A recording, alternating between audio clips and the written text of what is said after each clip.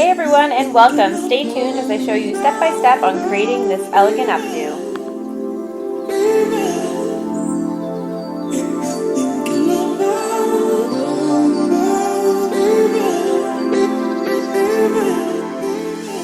Okay everyone, what we're going to do is establish our parting. I like to wear my hair on the side, but you can wear whatever works best for you.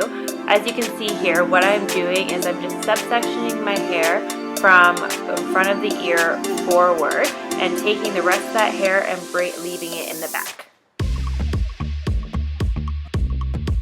Then what I'm going to do is collect that hair and establish my crown area. What I'm going to do is get that hair out of the way. I'm just going to clip it up and say bye-bye to that. And I'm also going to section the hair from behind my ears back as well.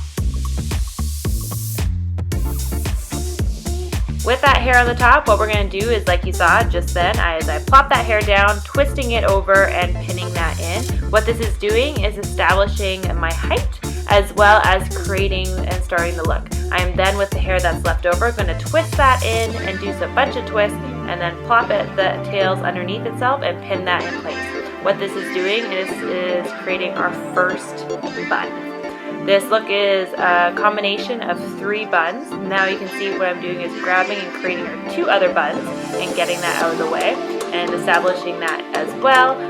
With someone who has fine hair like myself, unfortunately I don't have a lot of hair that we can, use to create a big messy bun. So this is a great way you can do to create this with if you have fine hair. So it's 3 separate buns together.